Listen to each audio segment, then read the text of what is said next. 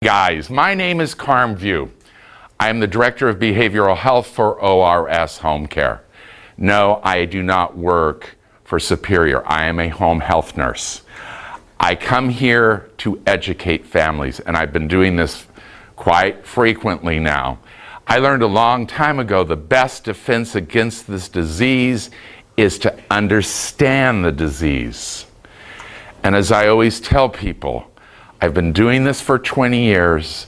I understand a lot of this disease.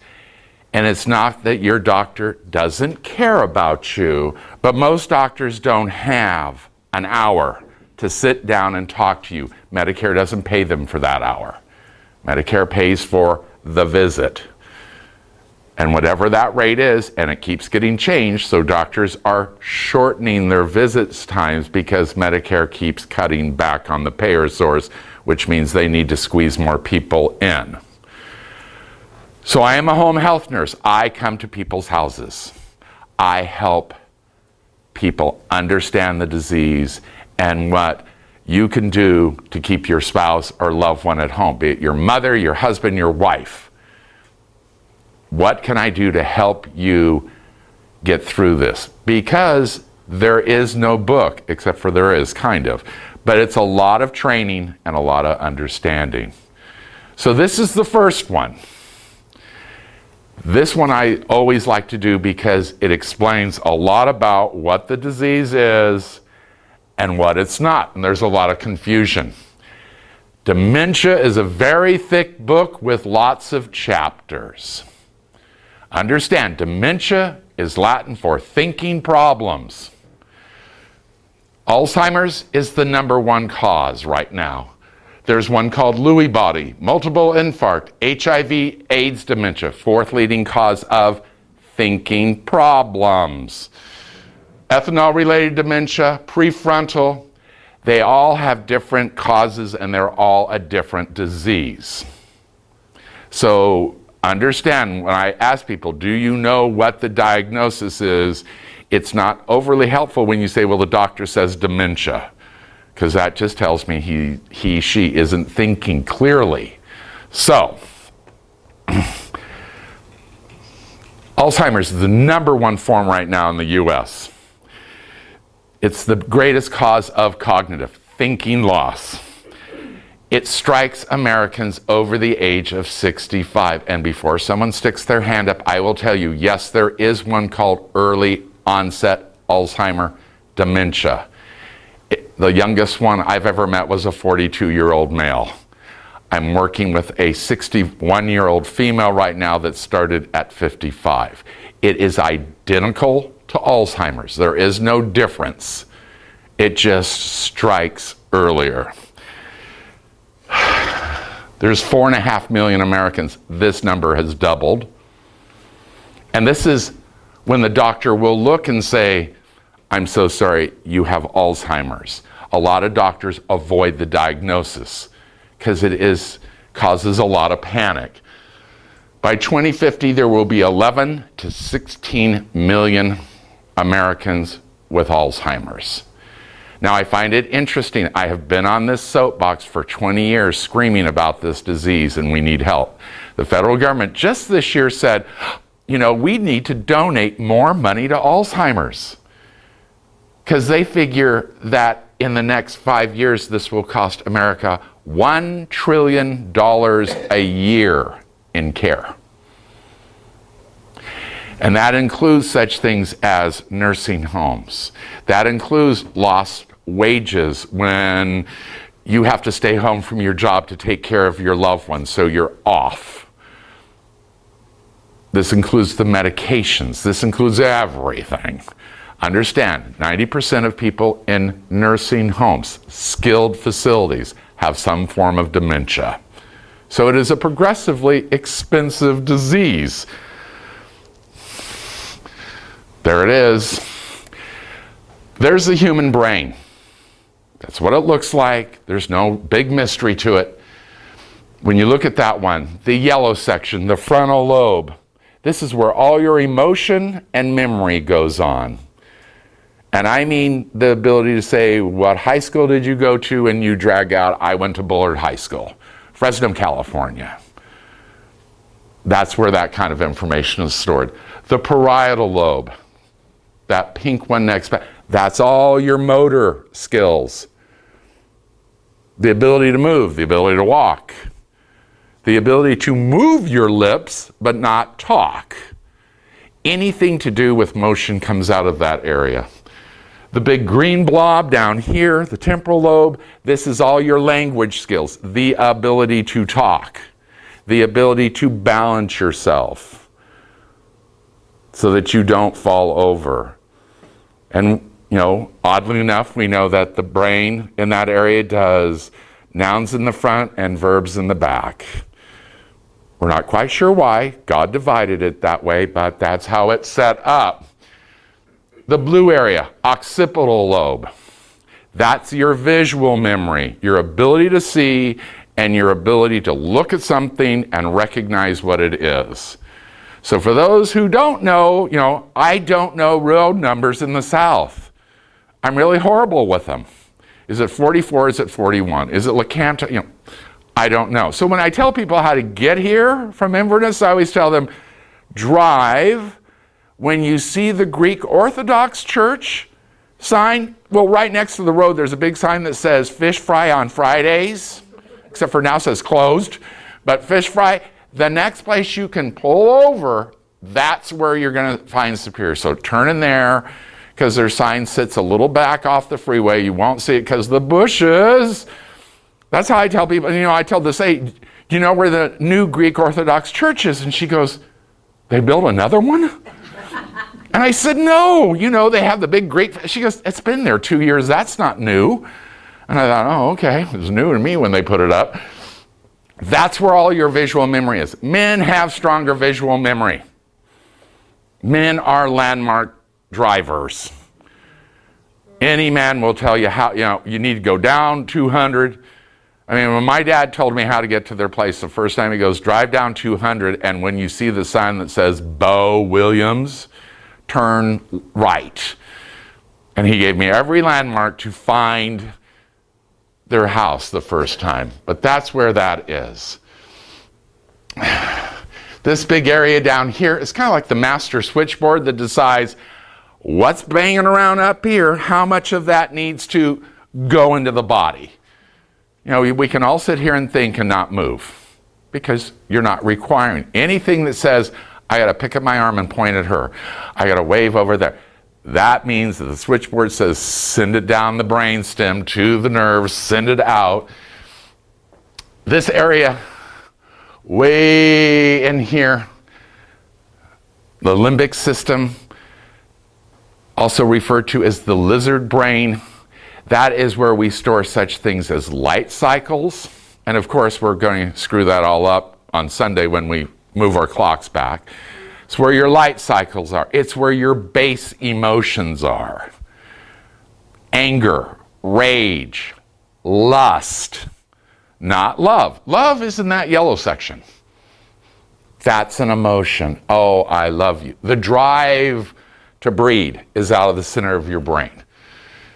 And then there's the spinal cord. Of course, that's okay. I need him to point over there. So all those messages come down that area.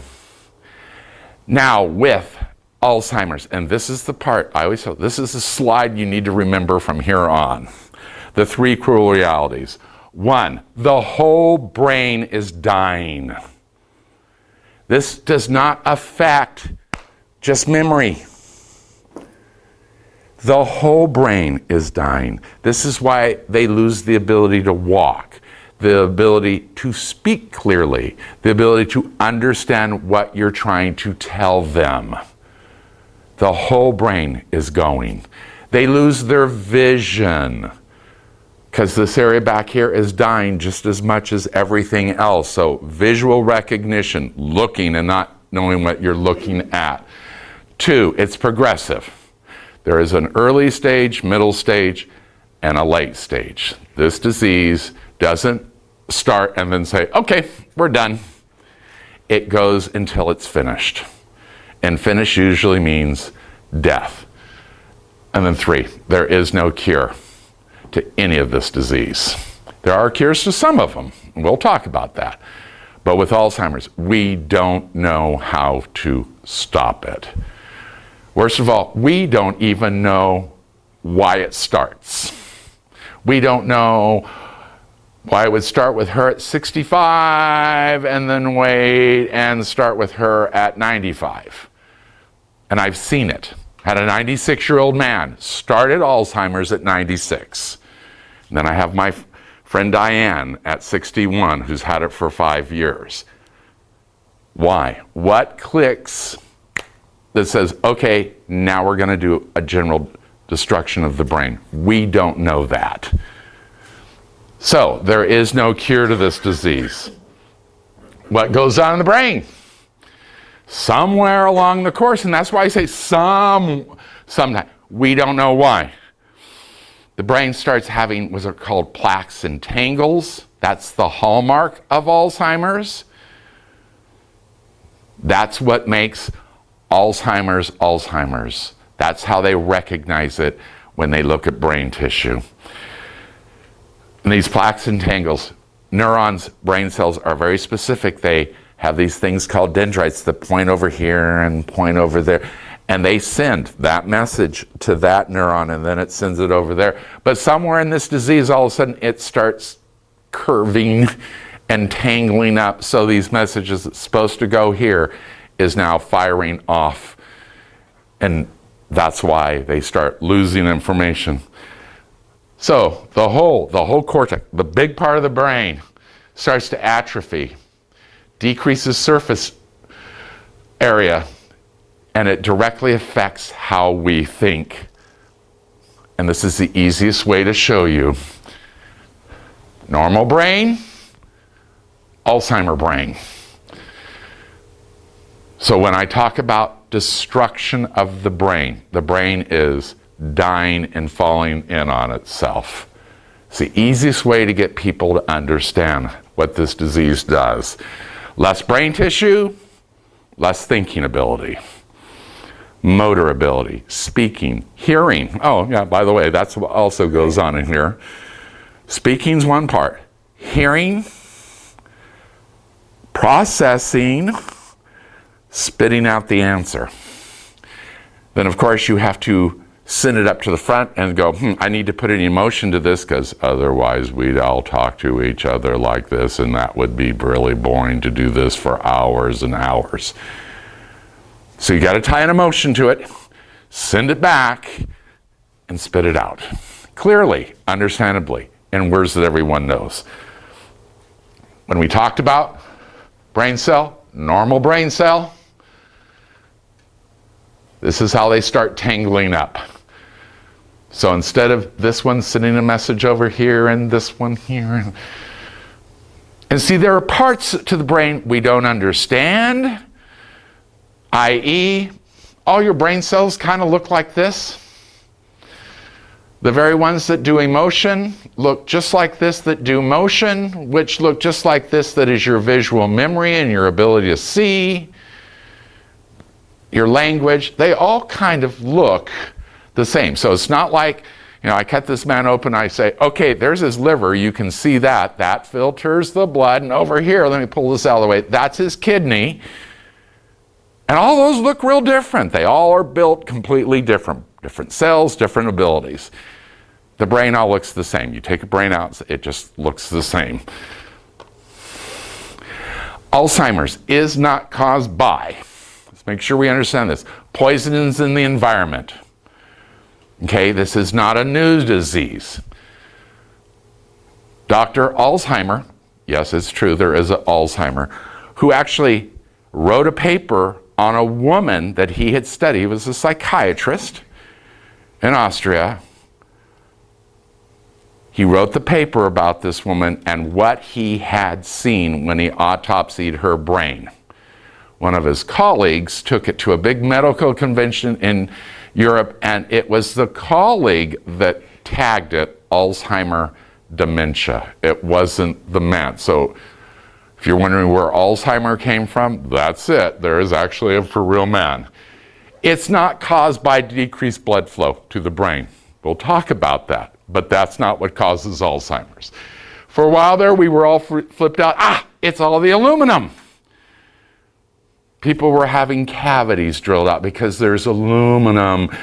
You know, they did the same thing in the 60s when they decided that the mercury they used in there was causing MS. So people are having those drilled out and put in with pure porcelain. No, aluminum doesn't cause it. The nice thing about Alzheimer's, no matter where you live, it has about the same rate in every country that it's in. So when you look at the Western European nations, Russia, Japan, it's now starting to show up in China, America. Those numbers hold pretty constant. Now, if you're thinking, well, what did you do with Mexico and South America? People don't have the same life expectancy. Getting to be 70 years old in Mexico is not that easy. So people die of things. Things that used to kill us, pneumonia. She catches pneumonia, she's going to go to the doctor, he's going to go, let me get you a Z-Pack, just go down to Walgreens, fill this up, take the first 2 pills tonight, and then 1 pill every day thereafter, you'll be fine. Doesn't kill people. Heart problems used to kill people. How many of your friends do you know that have had quadruple bypass, who have had stents put in their heart to keep their vessels open? And we talk about this stuff now like I'm changing the oil in my car and, oh, by the way, they put 4 stents in because I had 90% blockage in my heart. Oh, really? Well, my friend had that. You know, things that killed us don't kill us anymore. So the population is getting older and older and older. When I was a kid, running into an 80-year-old individual was pretty rare. And now, here I live in Florida, and there's more than you can shake a stick at. You know, of course, they've all come from the north down here to retire. Alcohol abuse. Yes, alcohol abuse causes dementia, but not Alzheimer's. Completely different disease. It's not caused by improper diet, so you can't shake your finger and say, if you'd have eaten your carrots and your spinach like I told you to, if you'd have taken a multivitamin, you know, this wouldn't have happened. What we do know is caused by genetics. It tends to follow in families, period. 3 things that basically cause it: genetics, age, and there's more and more studies looking at what we call closed head trauma, or banging your head really hard. Those are the things that we know cause it. But the greatest link we do know is genetics. It tends to follow in families. Doesn't mean if your mom had it, you're going to get it. It doesn't work that way. And don't think, oh, it missed me this. Oh, I've heard that it skips a generation, it'll be my children. No, it's just one of those genetic markers that gets carried along. Doesn't mean anyone's going to show it, but it is a possibility. My favorite, the dementia. So here we go. When I talk about these, you'll understand. Alzheimer's, what I always will refer to as AD, because Alzheimer's is such a long word to have to type out. It's slow.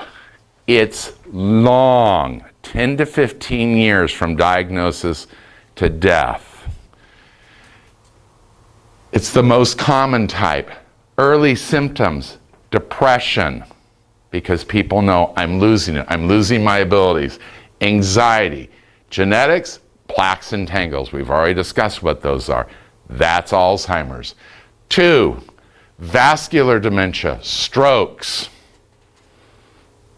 Now, we all know what a stroke victim looks like if they stroke back here. Now notice I've done the here because now my left side is paralyzed. Remember, the right side of your brain runs the left side of your body, left side. Anyway, so I would have trouble talking, and I would be dragging. Now, this is the part to remember. We know what walking is. We know what reaching over and picking up the bottle and setting it down, and picking up the bottle and setting it down. That we can reteach. And that's what we do with stroke victims. We reteach their brain the information it's lost in the stroke. We reteach them how to pick up your foot and set it down. Pick up the other one. Pick up your foot and set it down. Pretty soon, they go into what's called kinetic movement. Every one of you walk, but not a one of you think, pick up your right foot, set it down. Pick up your left foot, set it down. You walk. And if you don't, I'm concerned.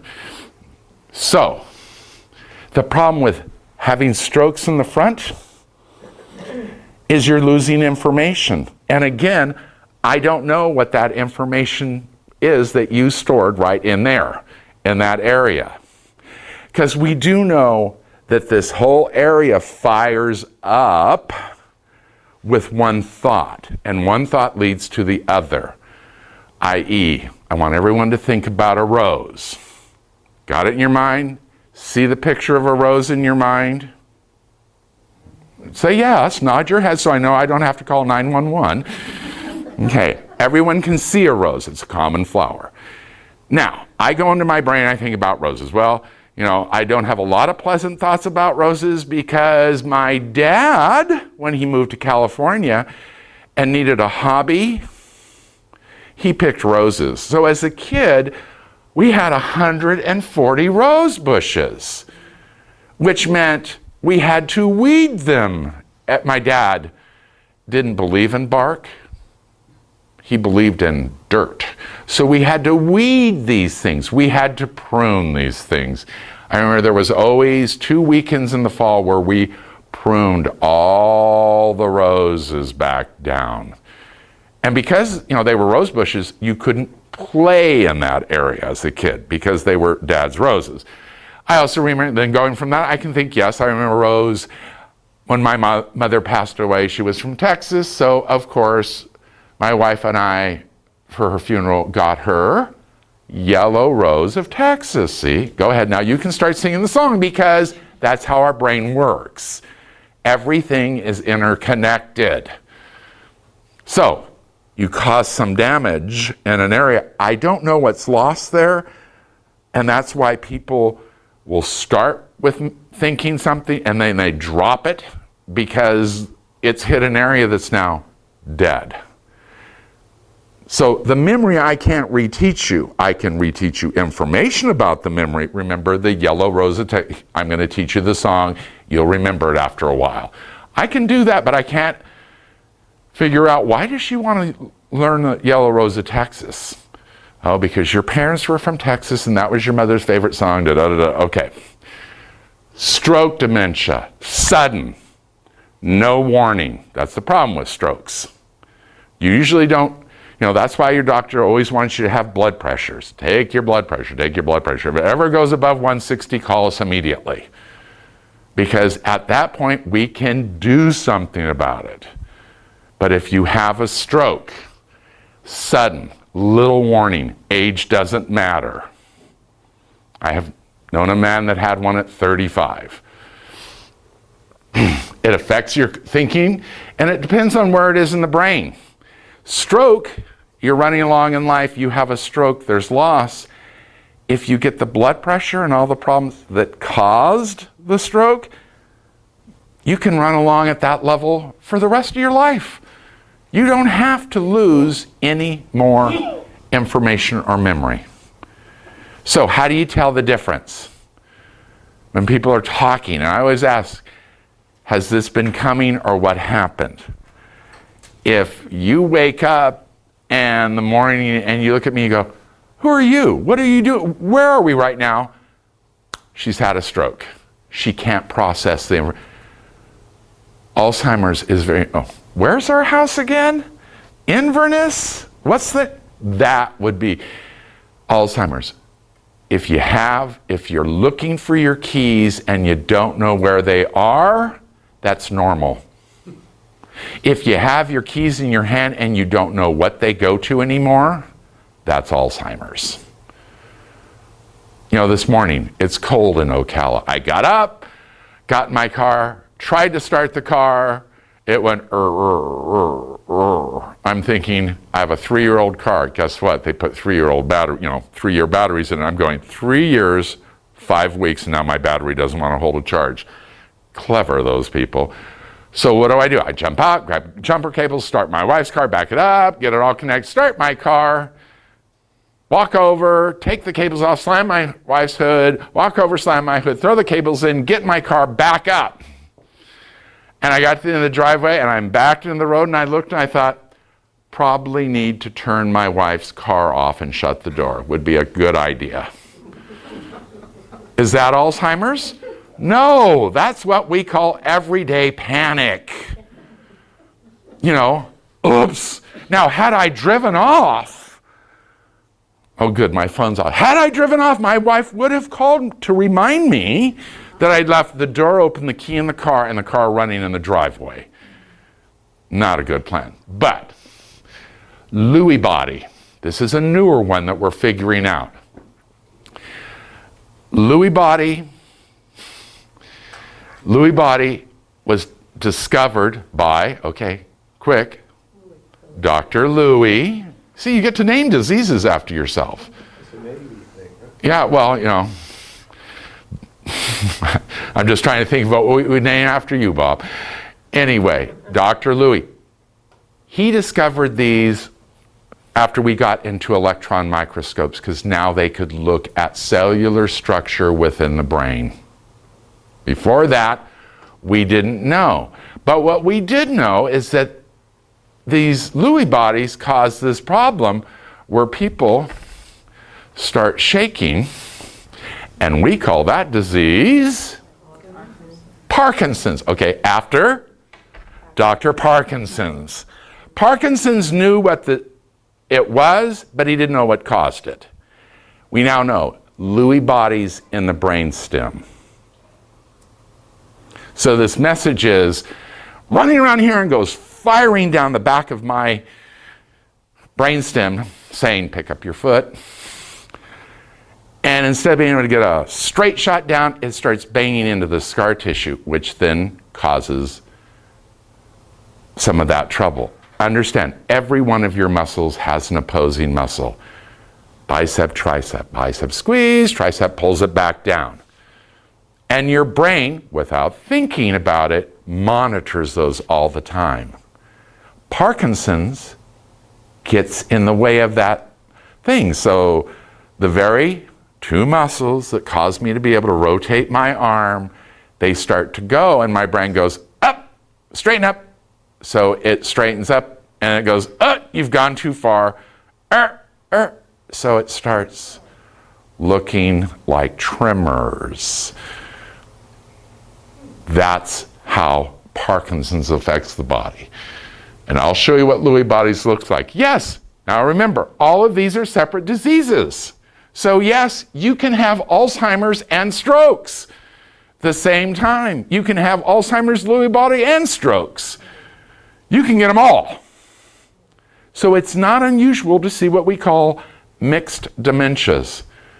Alzheimer's, and she has high blood pressure, and she's obviously had some strokes going on. Strokes we can see. We can shove you in an MRI and light your brain up and go, look at all these little black spots going on in these slides. That's what it looks like. So yeah, we can look at those. We've talked about Parkinson's. Ethanol-related dementia. This is the alcoholic. Not Alzheimer's. Ethanol-related dementia, or as you know, you've pickled your brain. That's what my mother used to call it. Oh, he pickled his brain. Anyway, pickling, 10% of all causes of dementia in the U.S. are related to alcohol abuse. The nice thing about ethanol-related dementia, once I say, that's it, no more drinking, we're sobering you up, if she never touches alcohol again, what she's lost is what she has lost. And she can plateau out.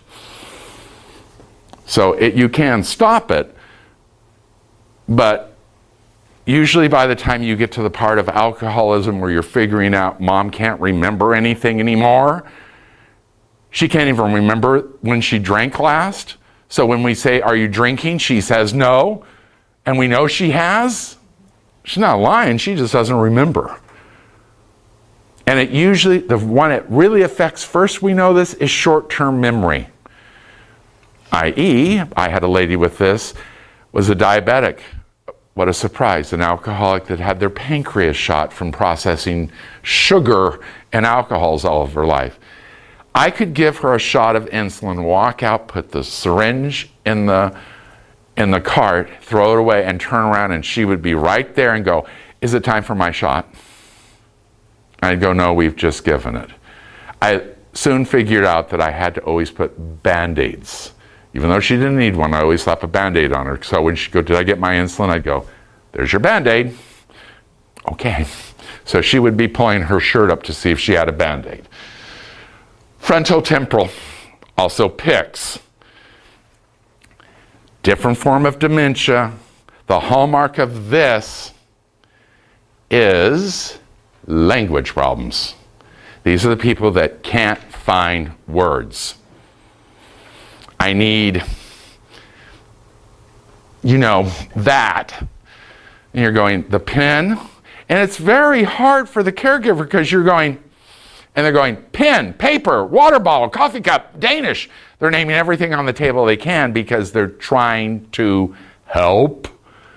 Best thing to do with these people is give them the time to try to come up with it, or let them reach for what they want, then remind them. But again, this is very different.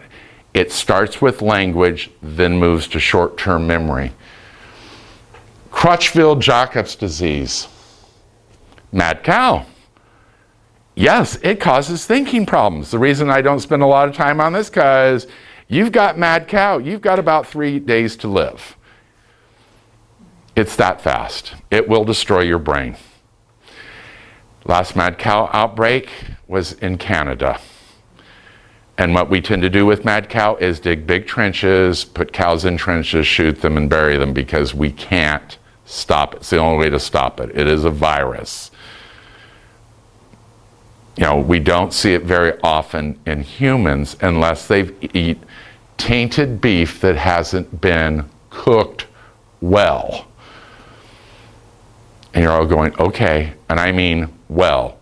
That cardboard brown, you want to take a really good steak and turn it cardboard brown and black on the outside. That will kill mad cow disease. But since most people don't eat their steaks like that, they want to have a little pink to it, then you can get it. That's why whenever they discover it, they test cows constantly for it, and once they find it, they just wipe out the herd. They don't even try to give shot. They're done. Normal pressure hydrocephalus. Now remember, when I showed you that brain, you've got your skull around your brain. There's a gap in between your brain and your skull, and there's layers of membranes that kind of help hold it there. But you've got cerebral fluid running around, and it runs down your spine. It's this little pumping action stuff that's going on all the time. If that clogs, that pumping, then what happens is fluid moves in, has no way to move out, so it starts squeezing on the brain. Affects thinking. Hallmark to this disease, and it's very easy, they start shuffling out of nowhere, and they become incontinent of bladder. Those are the two hallmarks of get them to a doctor or her. And when I talk about bladder, I love bladders. Bladders are great things. Everyone in this room is well aware of how long before they have to go to the bathroom. Should I pick on you? You're fun. Do you have to go to the bathroom? Do I? No. How long? See, everyone does that. It's a fun party game. Ask somebody, because they look at the fuel gauge. Usually they look up. But you're good for? Wow. Hours. You must have driven with my dad when we took family vacations. Lord, my dad's idea of a vacation was we ate breakfast, we loaded up, and we drove. Didn't matter what we drove by. Grand Canyon, Carlsbad, every Indian shop in Arizona, New Mexico, never saw them except for, Dad. No, my dad's answer for the Grand Canyon, it's a big hole in the ground. Anyway, and he would drive. You ate lunch. Go to the bathroom. Because once we load up, we don't stop till dinner. And it used to take us 3 days to drive from Fresno, California to La Mesa, Texas, where my mother lived. My grandmother lived. I never saw, it wasn't until much later in life that my grandmother, my dad's mother, went. And I said, Mom. And she goes, you know, son, it's just a big hole in the ground. And my grandmother said, these children have never seen the Grand Canyon. She said, no, your son won't stop. And she goes, we are. I got to see everything. Carlsbad Caverns. We stopped at Native American stores. And, you know, I did figure out after about the third one, it's all the same stuff. You know, then it was like, keep going, Mom, we don't need to. But normal pressure hydrocephalus, once it's detected and it can be seen in an MRI, they drill a small hole in the back of your skull. They put tubing that leads down to your gut, so they let the cerebral fluid run into your gut. The pressure comes off, you return back to normal. If you catch it soon enough, because again, pressure, pushing, things will start dying. So if you catch it early, then it can be fixed. I talked about Lewy body. This is what normal brain cell tissue looks like, kind of a mess. These big blobs up there, that's Lewy body, scar tissue. So you're replacing brain tissue that thinks, or something, moves, whatever, with tissue that does nothing. The problem with Lewy body is it grows rapidly. The problem with Lewy body, 5 to 7 years from diagnosis. These people go very quickly. Hallmark to Lewy body, they both have short-term memory problems, and then when they start having hallucinations and delusions, you have Lewy body. Alzheimer's doesn't necessarily have hallucinations, delusions. Hallucinations, anything that involves your 5 senses. Can't you see the fire? Can't you smell that fire? Can't you feel it? Anything to do with our senses. That's a hallucination. Delusions, false beliefs. There's people outside, they're going to come in the house and they're going to kill all of us. Lock the house, get the guns. There's people, I know there's people out there. I know there are. I heard that earlier today. People would come kill us. That's delusions. Alzheimer's is stageable. There are 3 stages. And actually, you know, if you read, Alzheimer's Association uses 7. There's actually a 10 scale. Much too confusing. I just take it to 3, early, middle, late. And these are not hard lines. People can do different things between stages. Can't remember simple requests. And for men, that's more than selective hearing. Truly can't remember the simple requests. Disoriented to location, can't find their way home. This is why doctors start telling people don't drive, because they're trying to get the lost ones off the road, and you read about them all the time. We had one in Spokane, where I'm from. Lady drove to the gym, straight shot from their house, turn in the gym. She did aerobics, but was Alzheimer's. Got in her car, left the gym, and they started doing road construction, so they detoured. And once the detour started, she didn't know how to get home. So she drove her Cadillac, and much like anywhere around here, you drive a few miles, you are in the forest. And this woman drove about 20 miles outside of Spokane, drove into a wheat field, parked her car under a tree, and sat under the tree and died. She did not know what to do. And this woman's husband was a doctor, but he had let her drive. Loss of spontaneity, no drive, no zest for life. Changes in personality or in mood, very common. Very quick to anger, very quick to deny things. Don't tell me that. You're just making that up. You never told me to do that. I know that. What are you trying to do to me? Make me look foolish to the children? That anger stuff. Bad judgment, poor decision making, increased time in performing tasks, problems in handling cash, bills, money. One of the things we look for when families start getting nervous is, has their power been turned off? Has their phones been turned off lately? Because that means they're forgetting to pay their bills. The recognition of, this is Verizon, I need to pay this. This is Cox Cable, I need to pay this. This is the city of Ocala, I need to pay this. Otherwise, I'm not going to have phone, TV, computer, or power. All three are pretty important. Got to pay my mortgage too. That's because I understand that process. I can look, recognize what it is, put it in the correct pile, and do that. But cash is not concrete. Money is, when I say, here's $5 and hand you $5, it's concrete. I've got it in my hand. But once I start saying, take a check out of the account and write for the power, that's higher thinking. That means I have to be able to go in, look at the bank statement, know how much I have, subtract it out, blah, blah, blah. Middle stage. It's usually the longest.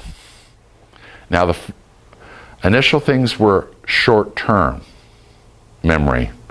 What are we doing right here and now? Middle stage really gets into the memory problem. Patient may not recognize family and friends. Repeated motion and conversation. Have we eaten lunch yet? Did we eat lunch yet? That's why I always tell people, if you're taking your loved one to the doctor, tell them about an hour before you need to go and start getting them ready. Don't tell them the day before. You say, now tomorrow, dear, we're going to the doctor. She will ask me all day, are we going to the doctor? When are we going to the doctor? Why are we going to the doctor? Restless greater in the afternoon than in the evening, also referred to as sundowning. The best thing I can tell you about sundowning, again, it's our best guess. Everyone here somewhere, by choice or by being dragged by family, has been to Disney World. About 3 o'clock in the afternoon, there's this all over scream that starts. And it's every little child that parents are dragging them through Disney World because I spent $82 to get you in here. You're going to go on every ride and we're not going to go to sleep. No, we're not going back to that hotel. We're going to ride everything. That's why, you look, you see kids passed out in strollers with parents going, wake up, we're going to go on Sinbad, and the kids go, ooh. Much like those children, Alzheimer people run out of energy. Best thing to avoid sundowning. Feed them lunch, and then after lunch, let them take a nap. 90 minutes. No longer. Any longer than that, then you start charging up the battery. Then they're up at 10, 11 o'clock going, not tired? And you're going, please be tired. Okay, let them rest and then gear the rest of the day with little or no activity. Don't ever let your doctor tell you, you have an appointment with me at 4 o'clock. Because getting people who are really tired out at 4 o'clock just adds to the ability to have a very bad day. Twitching, jerky body motions. This is disintegrating, so my ability to move is not as good. Disorganized thought processes, mood swings, inability to read, write, or recognize numbers. All of that's going on in here. Late stage, inability to recognize self. Okay? You have somebody that you're trying to care for at home, get rid of the mirrors, especially in bathrooms. Okay? They're very confusing. And most people don't like to be looked at when they're in the bathroom. Okay? It's just one of those things. You know, men know if we're in bathrooms, we don't look at each other. It causes a whole different set of signals. So, but if you're in a bathroom and you look over in a mirror, you're going, oh, that's me. But if I look and I don't know who that person is looking at me, now I'm upset. Why are they staring at me? So they truly don't recognize themselves. Decrease in self-care. It's not, they just don't care. Showers become hard. Shaving becomes hard. Changing clothes becomes an issue. So they decrease self-care, decrease ability to communicate in the spoken word. Again, this whole area is now really deteriorated, so single words usually is what you get. Yes, no, good, bad. But looking and say, so how are you today is, might as well speak to that arrangement. Orally fixated, everything goes in the mouth, much like children. You know, we all know what we can put in our mouths. We have learned this. Children, we have to teach. Don't put that cigarette butt down. Don't put that in your mouth, honey. Anytime you don't pick those up. We've all had to do with our kids somewhere along the line. Yeah, put that down. We learn what is okay to put in our mouths and what is not. They're losing that ability. And then when I talk about incontinent, this is where they become incontinent of bowel and bladder. Middle stage, they become incontinent of bladder early on. Because of course, Miss Wonderful over here, who's good for hours, she says, so you don't get to move. You have to stay right there after this class. Our bladder sends messages. As it fills, it stretches. As it stretches, those signals get thrown up to the brain, and she looked at the fuel gauge. Oh, I'm good for hours. Because she basically went to that section of her brain that monitors those stretch receptors and says, the signal's not too much. It's okay, I'm good for hours. But she had to learn that. And she learned that from her mother. And that's what we call potty training. And we all, we've all had kids. Sweetheart, we're going to the store, go to the bathroom. I don't have to go. Go to the bathroom. I don't have to go. Young lady, you're going in the bathroom. And then we stand outside and we listen and go, okay, good. And we come out and go, aren't you glad? And they go, fine. And then we do the whole thing with, now if you stay dry, I'll get you the silky Barbie panties that you wanted at Walmart. Really? Only if you stay dry. You get Transformers, okay? So we toilet train. We teach our children how to recognize that signal. That's all it is. Incontinent of bowel. And the bladder will only get so full before it says, this is it, let go. Because I don't want to blow up. So they drain. Bowel is a whole different issue. Because when you think about it, we fill up, but then we have to go in and physically do a lot of squeeze, push down with our diaphragm, push our gut down so that it squeezes on stuff and things fall out. Hopefully. It takes a lot. their bowels fill, and there isn't anyone in here that would rather, die than mess themselves right now. But after a while, they get so full that the brain says, we've got to evacuate, so they evacuate. Culturally, we learn that's, fecal matter, we don't deal with that. We have whole sewage plants. We have lift stations that deal with all that for us. So incontinence of bowel and bladder is a sign that you're getting into late stage. Statistics. 30% of dementias in America right now are from Alzheimer's. 20% is Lewy body. 20% is stroke dementia, multiple infarct dementia, MID. 15% is a combination of those three. And then 15% is all the odd ones, the Parkinson's, the PICS, the ethanol, all the odd ones. Treatable dementias. And this is what I always tell people. If your doctor looks at you and goes, you've got Alzheimer's, always go for a second opinion. And say, what makes you think that? Treatable dementias, drug reactions or overdoses.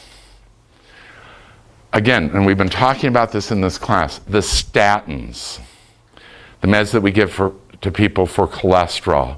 We're now finding out that there is a percentage of people that develop dementia symptoms from Lipitor, that group of medications. Anything you take that has statin, S-T-A-T-I-N on the end, can cause dementia symptoms. Or overdose. You go to the one doctor, he gives you this. You go to another doctor, he gives you this. You go to another doctor, he gives us this. And before you know it, you find yourself on 3 different painkillers. So you're not having thinking problems, you're stoned on so much narcotic pain meds. So that's the overdose. Emotion, depression can look a lot like dementia. If any of you have had a spouse die, you know that in that initial time, we're not thinking clearly, we're focused to ourselves, what are we going to do? We're not listening to people. It can look like dementia. Metabolic and endocrine, thyroid, and pancreas.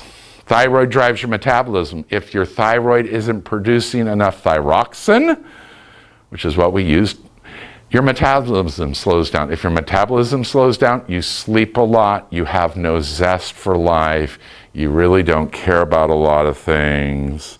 How's your mood? I feel fine, I just don't want to do anything. That would be low thyroid. Diabetics, pancreas. Our brain works on 2 things, oxygen and sugar. Pancreas is the whole thing that monitors sugars. So if your sugar is low, you don't think clearly. If your sugar is too high, you don't think clearly. Simple blood test can decide, she's diabetic. That's why she can't think clearly. Eyes and ears, of course I love these. People that can't see clearly, and a lot of them will fudge. You give them stuff, they go, well, it looks good, without reading what it is because they can't see it clearly. And then hearing. Are we going to the cafeteria? Nope, haven't had diarrhea for years. What? It's not that she's not processing language, she's not hearing it clearly. And that's where people go, oh, she must have dementia. She's just answering off the wall. She doesn't know what she's doing. No, she can't hear. Nutrition, yes. In America, we are now seeing a larger group of elderly people with malnourished.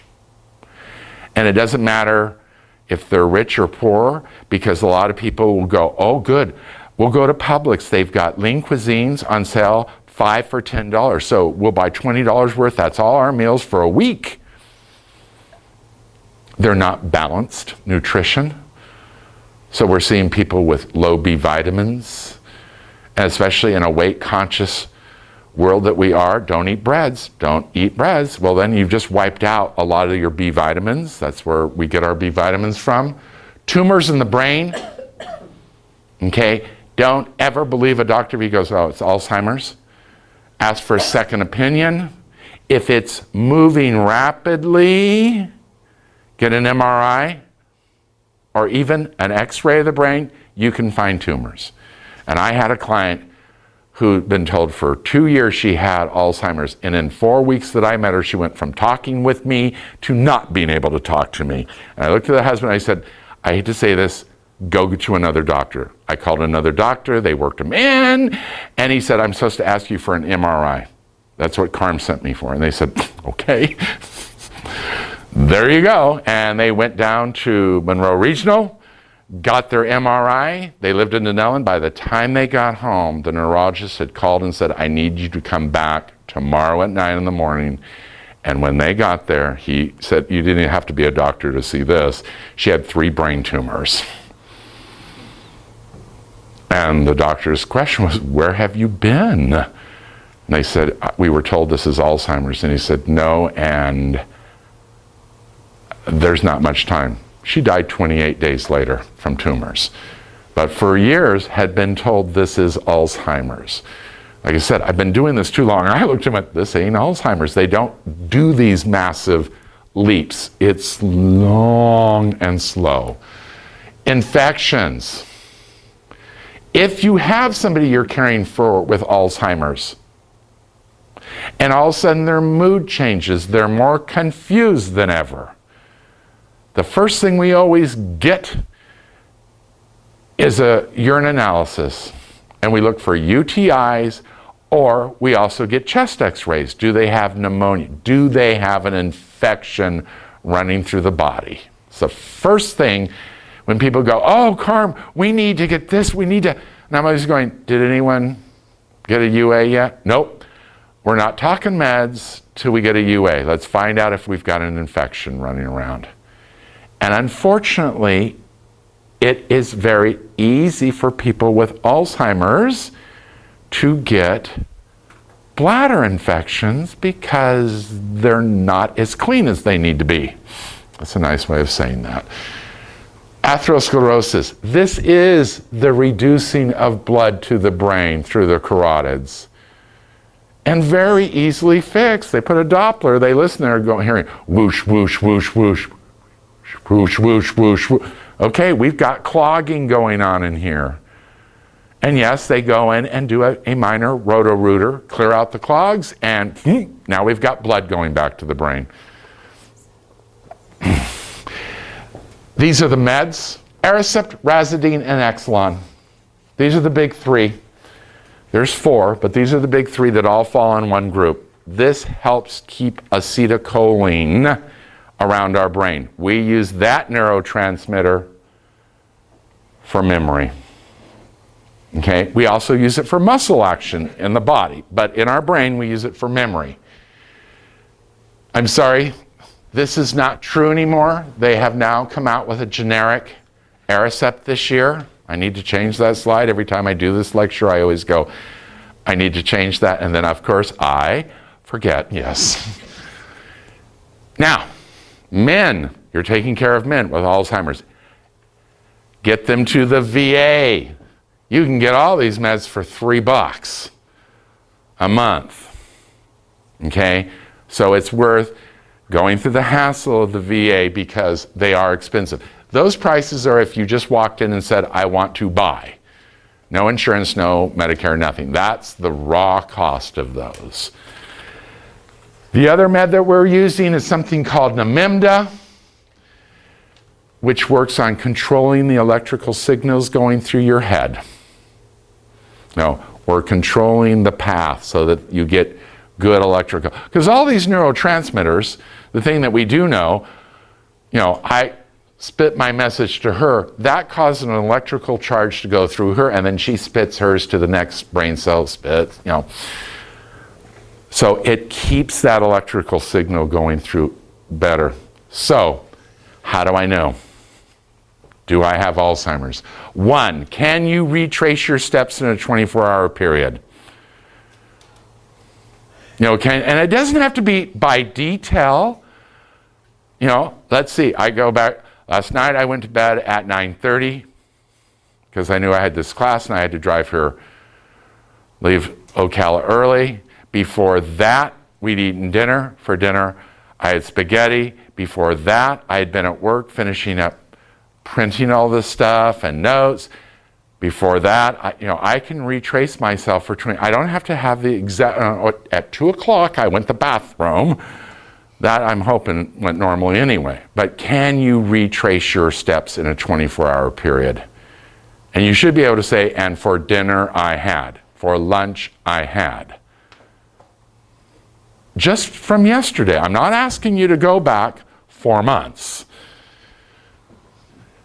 Do you hunt for words? And I don't mean occasionally, I mean routinely. Are you trying to find the words for things?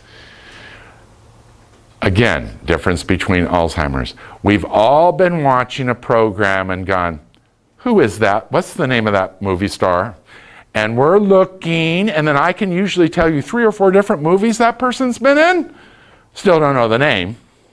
And it's usually 3 or 4 hours later, blink, the name will come up and I'll go, oh, that was. Doesn't mean I have Alzheimer's, I just can't drag that information up. Do you understand humor? Humor, because humor has so many pieces to it. A lot of it is the double entendre, the subtleties of how you say the joke. Because it's not directly concrete.